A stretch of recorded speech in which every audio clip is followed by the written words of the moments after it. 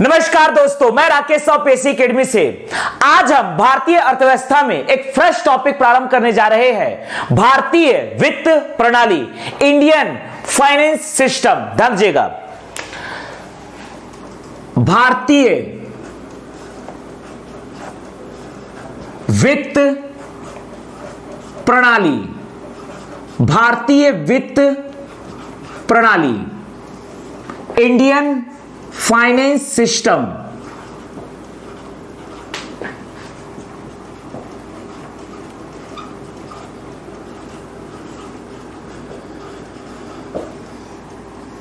Indian finance system, भारतीय वित्त प्रणाली। भारतीय वित्त प्रणाली को समझने से पहले सबसे पहले हम समझते हैं वित्त का क्या मतलब होता है। ध्यान दीजिएगा, सबसे पहले समझते हैं वित्त या फाइनेंस का मतलब क्या होता है। मुद्रा के उपयोग के अधिकार को वित्त कहते हैं। मुद्रा के उपयोग के अधिकार को वित्त कहते हैं।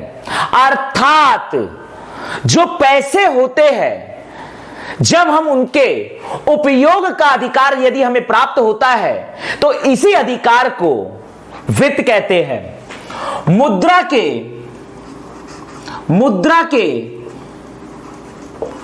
उपयोग के अधिकार को, मुद्रा के उपयोग के अधिकार को वित्त कहते हैं। मुद्रा के उपयोग के अधिकार को वित्त कहते हैं, फाइनेंस कहते हैं। समझिएगा, मान लीजिए ये मुद्रा है, मान लीजिए भारत सरकार के पास ये मुद्रा है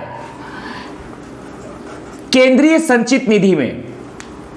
मान लीजिए ये मुद्रा है, तो भारत सरकार जब इस मुद्रा को उपयोग करती है तो भारत सरकार के द्वारा जब इस मुद्रा को उपयोग किया जाता है, अर्थात भारत सरकार के पास इस मुद्रा के उपयोग का अधिकार है, उनके वित्त मंत्रालय के पास। इसी प्रकार से मुद्रा के उपयोग के अधिकार को वित्त कहते हैं। मुद्रा के उपयोग का अधिकार, मुद्रा के उपयोग का अधिकार कहलाता है वित्त। मुद्रा के उपयोग के अधिकार को वित्त कहते हैं, फाइनेंस कहते हैं। जैसे कि एग्जांपल लेते हैं, भारत सरकार के पास है वित्त मंत्रालय, अर्थात वित्त मंत्रालय के पास भारत सरकार के केंद्रीय संचित निधि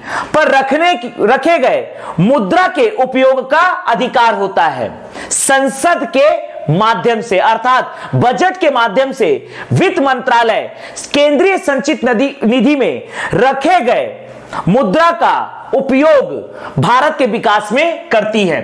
अगर इसे हम समझते हैं एक एग्जांपल के माध्यम से, जैसे कि केंद्रीय संचित निधि, केंद्रीय संचित निधि, केंद्रीय संचित निधि में भारत सरकार का पैसा रखा गया है, अर्थात इसमें भारत सरकार का मुद्रा रखा गया है केंद्रीय संचित निधि में।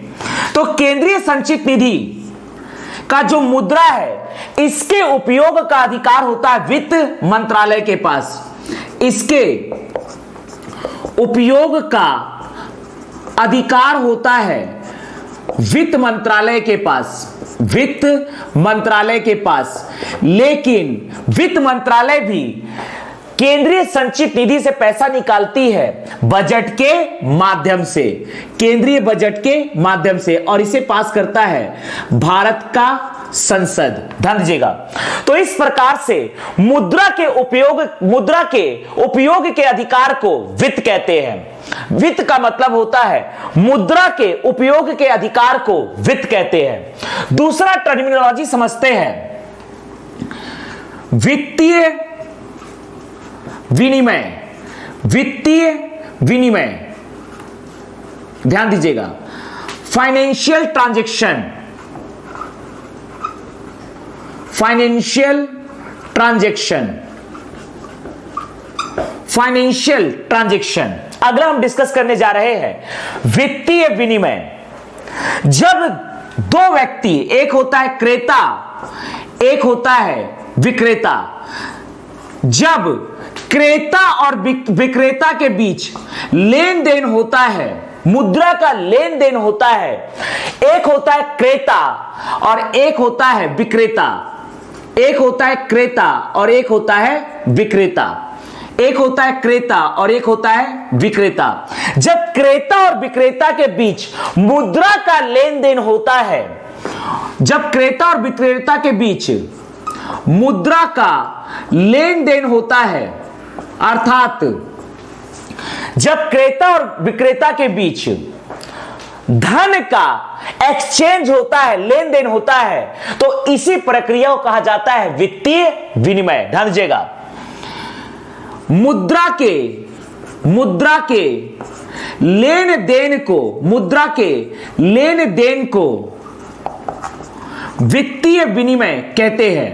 मुद्रा के लेन देन को वित्तीय विनिमय कहते हैं। मुद्रा के लेन देन को वित्तीय विनिमय कहते हैं। जब क्रेता और विक्रेता के बीच मुद्रा का लेन देन होता है तो इसे वित्तीय विनिमय कहते हैं। लेकिन एक है क्रेता, एक है विक्रेता, इनके बीच हो रहा है मुद्रा का लेन देन। अब ये दो प्रकार से होता है, समझिएगा।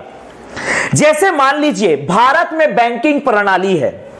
यदि मान लीजिए मैं अपना पैसा जाकर अपने बैंक के अकाउंट में जमा करता हूं, अर्थात मैंने यहां पर बैंक में पैसा जमा किया, तो मैं जमा करता हूं तथा बैंक जो मेरे पैसों को सुरक्षित रखेगी, जमा करेगी।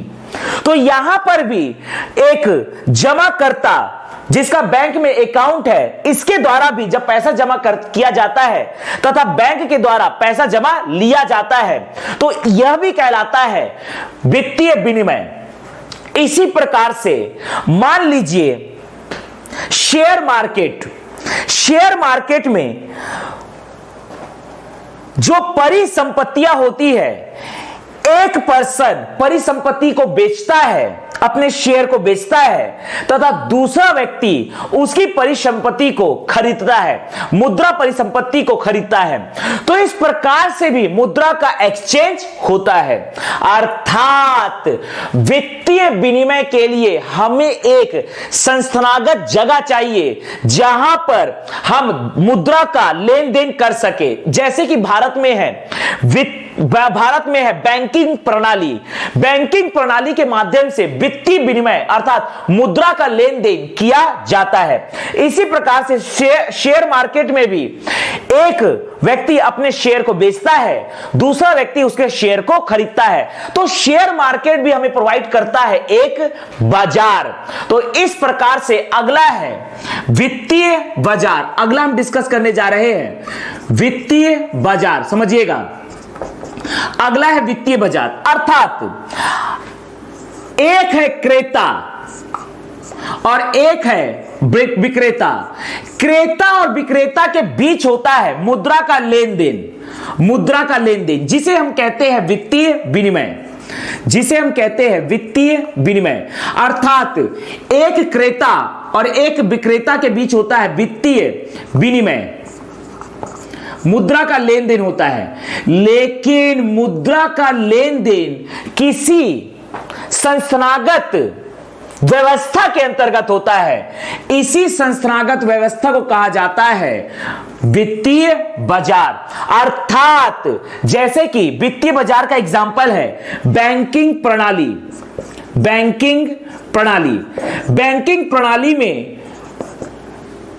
प्रणाली एक है वित्तीय बाजार, जहां पर एक क्रेता और एक विक्रेता अर्थात यहां पर मुद्रा का लेन देन होता है। हालांकि बैंकिंग प्रणाली में बैंक जो होता है वहां पर हम जाकर पैसा जमा करते हैं और बैंक हमारे पैसा को सुरक्षित करता है। दूसरा, हम बैंक से जाकर ऋण लेते हैं, तो इस प्रकार से बैंक जो है वो ऋणदाता हो गया और हम एक ग्राहक होते हैं जो बैंक में जो हमारा अकाउंट होता है, चूंकि हमने बैंक से ऋण लिया है तो हम कहलाएंगे ऋण ग्राही और एक है बैंक ऋण दाता।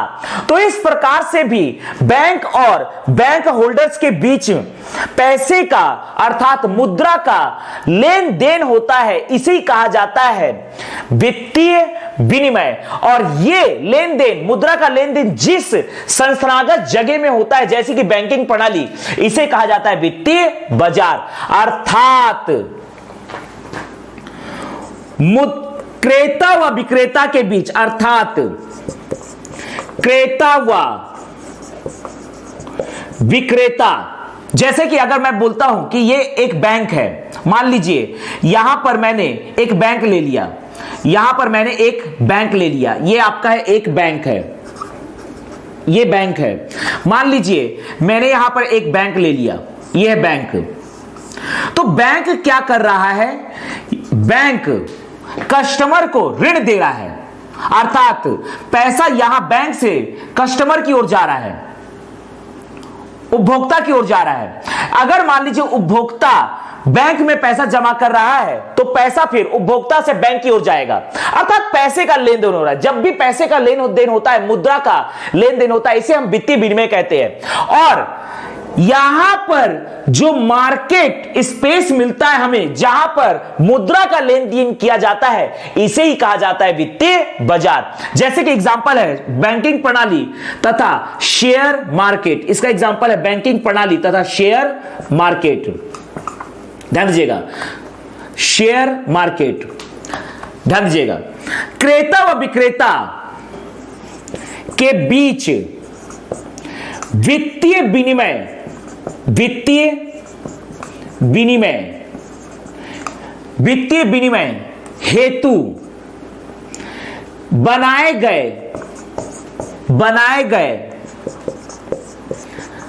संस्थागत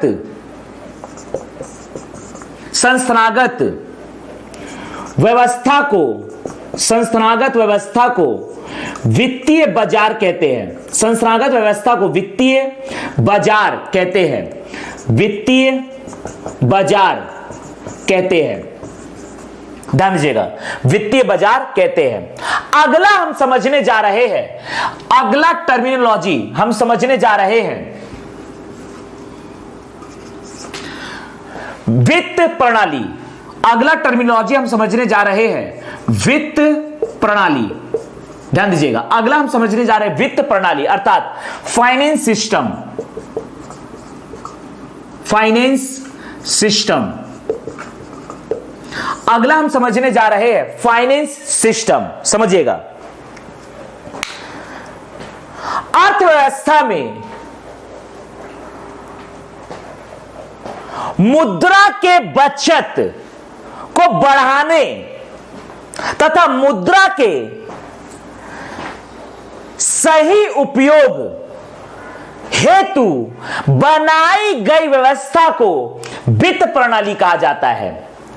जैसे कि भारत सरकार का वित्त मंत्रालय अर्थात बजट के माध्यम से संसद को अवगत किया जाता है कि भारत सरकार इस वर्ष बजट में किन किन क्षेत्रों का विकास करने जा रही है।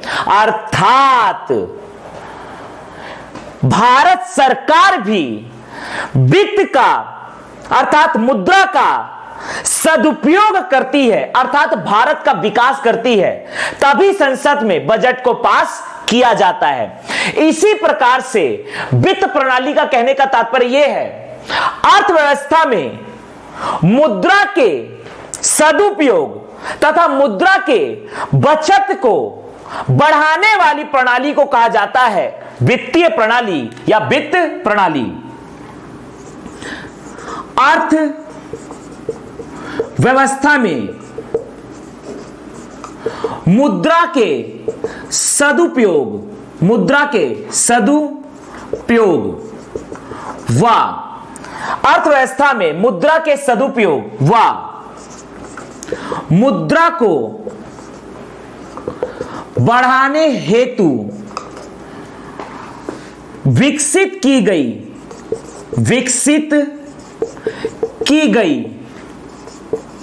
प्रणाली को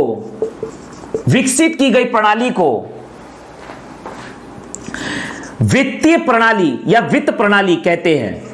वित्तीय प्रणाली या वित्त प्रणाली कहते हैं। ध्यान दीजिएगा, इसके दो अंग होते हैं। पहला है मुद्रा बाजार, दूसरा है पूंजी बाजार।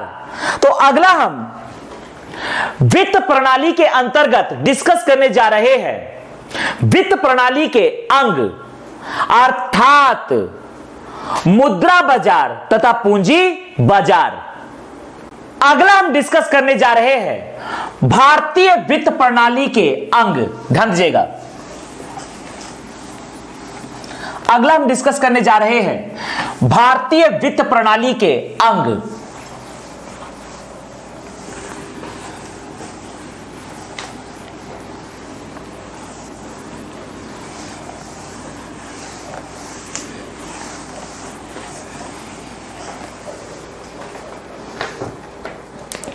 भारतीय वित्त प्रणाली के अंग।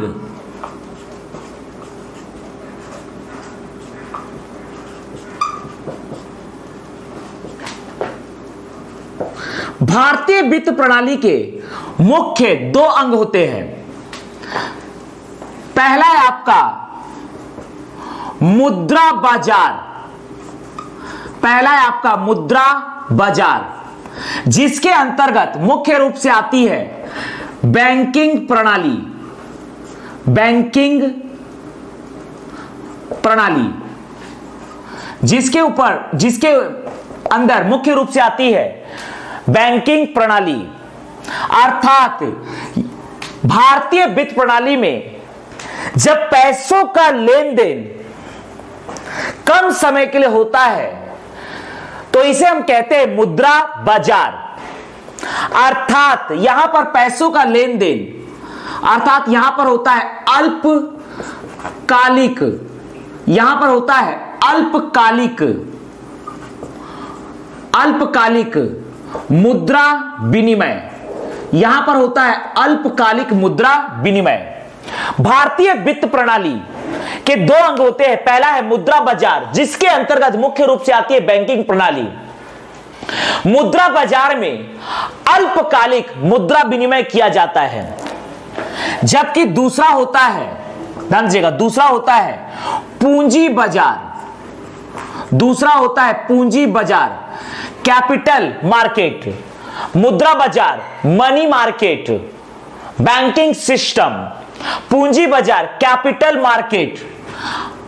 इसके अंतर्गत मुख्य रूप से आता है शेयर बाजार, शेयर बाजार अर्थात शेयर मार्केट। यहां पर वित्त का विनिमय अर्थात वित्तीय विनिमय, मुद्रा का लेन देन मध्यम या दीर्घकालिक समय के लिए किया जाता है। मध्यम या दीर्घकालिक समय के लिए किया जाता है मुद्रा विनिमय। मुद्रा विनिमय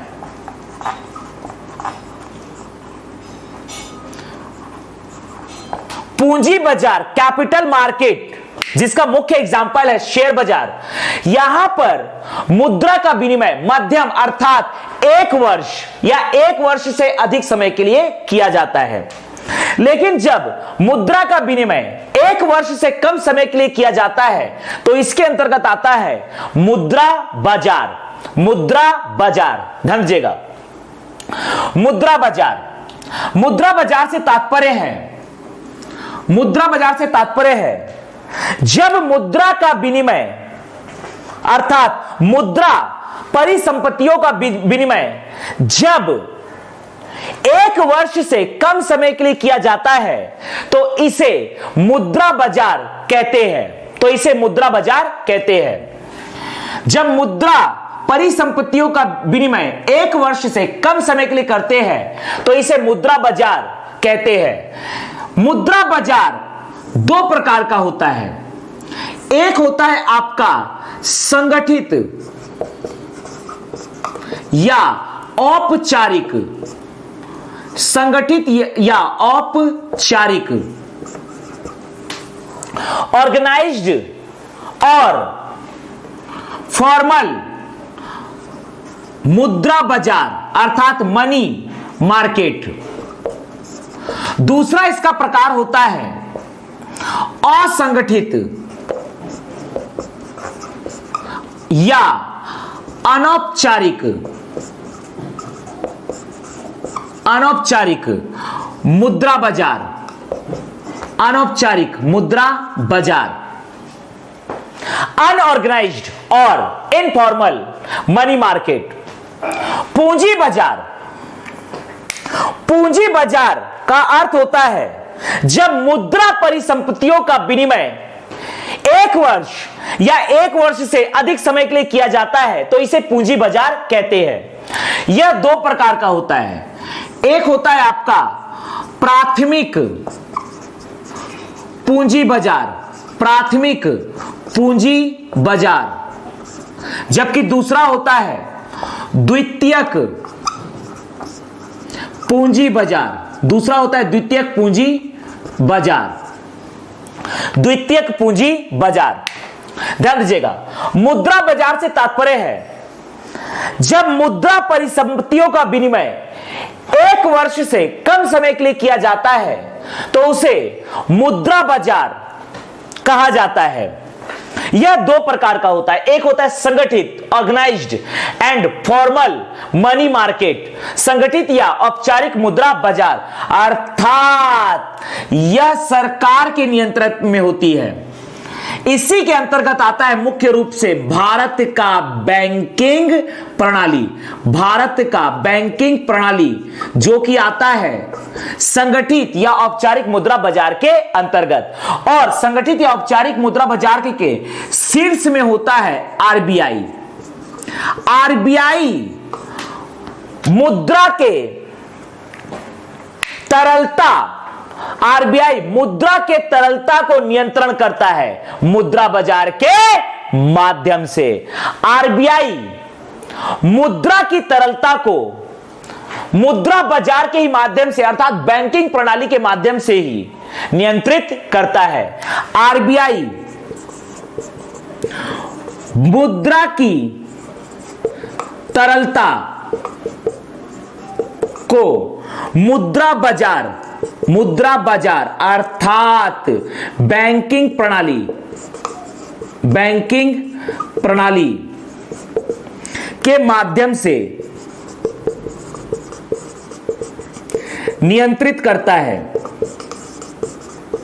माध्यम से नियंत्रित करता है। आरबीआई मुद्रा की तरलता को मुद्रा बाजार अर्थात बैंकिंग प्रणाली के माध्यम से नियंत्रित करता है। तो यह है मुद्रा बाजार का संगठित रूप, बैंकिंग प्रणाली।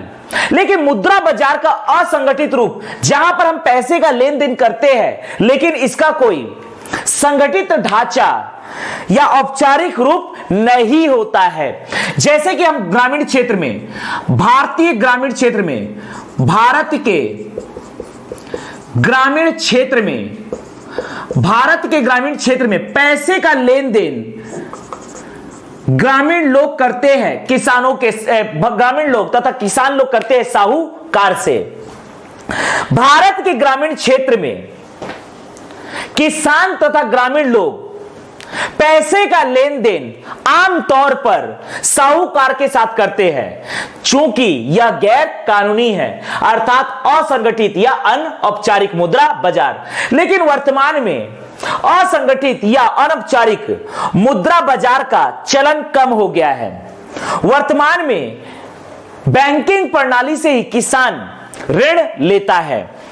तो भारत में वर्तमान में संगठित या औपचारिक मुद्रा बाजार का प्रचलन है, लेकिन थोड़ी बहुत मात्रा में आज भी असंगठित या अनौपचारिक मुद्रा बाजार का प्रचलन है। आज भी लोग अधिकतर ग्रामीण क्षेत्रों में, भारत के ग्रामीण क्षेत्रों में साहूकारों से ऋण लेते हैं, हालांकि यह गैर कानूनी होता है। इसे ही कहा जाता है असंगठित या अनौपचारिक मुद्रा बाजार। ओवरऑल मुद्रा बाजार से तात्पर्य है बैंकिंग प्रणाली से, और बैंकिंग प्रणाली के शीर्ष में होता है, अर्थात भारत में मुद्रा बाजार के शीर्ष में होता है आरबीआई। आरबीआई मुद्रा की तरलता को नियंत्रित करता है। आरबीआई रेपो रेट बढ़ाकर तथा घटाकर मार्केट से पैसा खींचता है तथा मार्केट में पैसा डाल देता है। जब मार्केट में पैसा डालता है तो मार्केट में पैसा आता है लोन के माध्यम से। आरबीआई लोन के रेट को कम कर देता है, जिससे अर्थात आरबीआई रेपो रेट के माध्यम से रेपो रेट को कम कर देता है, जिससे मार्केट में पैसा आ जाता है। कम ब्याज पर पैसा मिलता है लोगों को, लोग लोन लेते हैं, मार्केट में पैसा आ जाता है, तरलता आ जाती है। और मार्केट से पैसा खींचने के लिए आरबीआई बैंक रेट को बढ़ा देता है, जिससे मार्केट से पैसा वापस बैंक में आ जाता है। तो इस प्रकार से आरबीआई मॉनिटरिंग करता है मुद्रा की तरलता को। अगला हम डिस्कस करने जा रहे हैं पूंजी बाजार, शेयर बाजार, मध्यम या दीर्घकालिक मुद्रा विनिमय। ध्यान दीजिएगा,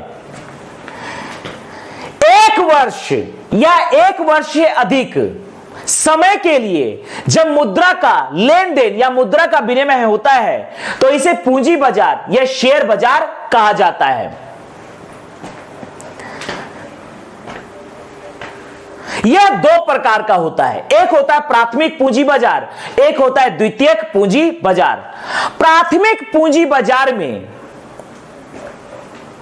नए परिसंपत्तियों को मार्केट में लाया जाता है, अर्थात नए शेयर को मार्केट में लाया जाता है, जबकि द्वितीयक पूंजी बाजार में पुराने ही परिसंपत्तियों को बेचा तथा खरीदा जाता है। मान लीजिए आप कोई शेयर खरीदने जा रहे हैं, किसी कंपनी के शेयर खरीदने जा रहे हैं, या तो आप किसी कंपनी की शेयर किसी शेयर होल्डर से खरीदेंगे जो कि पुराना शेयर है। अगर मार्केट में कोई नया शेयर आता है, यदि आप उससे खरीदते हैं तो इस प्रकार के पूंजी बाजारों कहा जाता है प्राथमिक पूंजी बाजार। अर्थात प्राथमिक पूंजी बाजार में नए शेयर उपलब्ध होते हैं, नई परिसंपत्तियों का खरीद तथा फरोख्त चलता है। अर्थात प्राथमिक पूंजी बाजार नई परिसंपत्तियों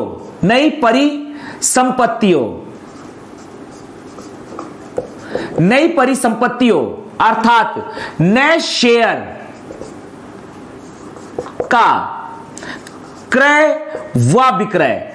अगर मार्केट में कोई नया शेयर आया है, उस शेयर को अगर आप खरीदते हो, कोई नई परिसंपत्ति आए उसे खरीदते हो, तो यह कहलाता है प्राथमिक पूंजी बाजार के अंतर्गत। द्वितीयक पूंजी बाजार से तात्पर्य है पुरानी परिसंपत्तियों अर्थात शेयर का क्रय व विक्रय। यदि आप किसी के पुराने शेयर को खरीदते हो तो इस प्रकार के पूंजी बाजारों कहा जाता है द्वितीयक पूंजी बाजार। तो यह है भारतीय वित्त प्रणाली के अंग, जिसमें से पहला है मुद्रा बाजार, जिसके अंतर्गत आता है बैंकिंग प्रणाली, और दूसरा है पूंजी बाजार, जिसके अंतर्गत आता है शेयर बाजार।